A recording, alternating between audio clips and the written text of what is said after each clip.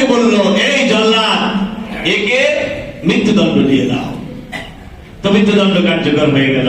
এখন ইব্রাহিম আলাইহিস সালামকে বলছে, দেখেছো তো, তোমার রব বাঁচাতে পারে, মারতে পারে, আমি হতে পারি, তাকে রব মানতে তোমার আর কোনো আপত্তি আছে? আমি তো রব, আমার তো সব ক্ষমতা।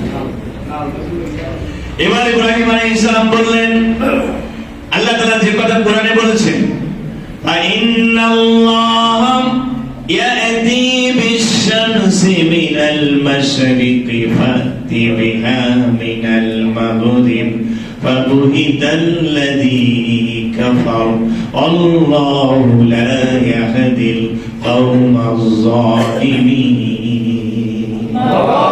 আপনারা বলেন আল্লাহু আকবার। ইব্রাহিম আলাইহিস সালাম বলেন, আমার আল্লাহ যিনি ইয়াতি বিশ-শামসি মিনাল মাশরিক, প্রতিদিন তিনি সূর্যটাকে পূর্ব দিগন্ত থেকে উঠায়। বলেন তো পূর্ব দিক থেকে সূর্য ওঠায় কে? আল্লাহ যদি এক সপ্তাহ মেঘ দিয়ে ঢেকে দেয়, তাহলে দুনিয়ার সব মানুষ যদি মিছিল করে, কোনো লাভ আছে? আল্লাহর কাছে ধর্ণা দেওয়া ছাড়া কোনো উপায়? বৃষ্টি যখন হয় না, তখন আমরা সালাতুল ইস্তিসকা বলি, আল্লাহ আর কোনো ক্ষমতা নাই, দুনিয়ার সব বিজ্ঞানী মিলে এক ফোঁটা বৃষ্টি বানাতে পারবে? আল্লাহ তুমি বৃষ্টি দাও। দেওয়ার মালিক কে? ইব্রাহিম আলাইহিস সালাম বলেন, আমার আল্লাহ পূর্ব দিগন্ত থেকে সূর্য উঠায়। তোমার যদি এতই ক্ষমতা থাকে, তুমি পশ্চিম দিক থেকে একবার সূর্যটা উঠাও তো।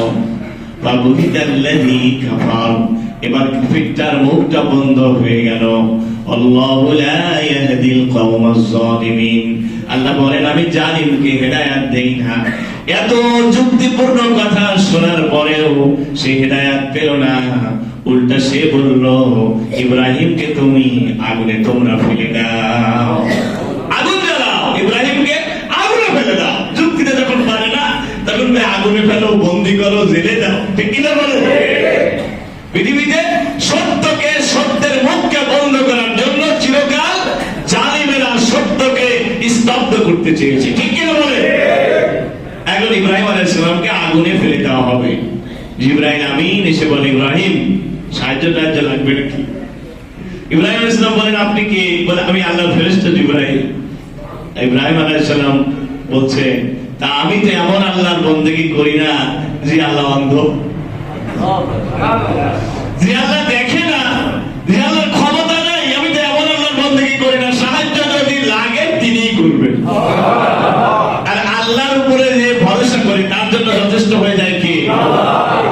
আল্লাহ তাআলা বললেন, কুলনা ইয়া নারু কুনি বারদাও ওয়া সালামান আলা ইব্রাহিম।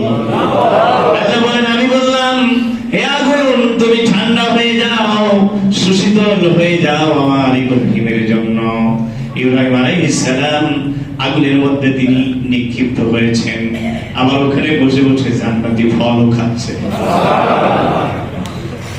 ইব্রাহিম আলাইহিস সালাম বলেন, আমার জীবনে এই যে 90 বছরের হায়াত, এই 90 বছরের মধ্যে আমি সব চাইতে সুখে ছিলাম যে কয়দিন আমি নমরুদের আগুনে ছিলাম।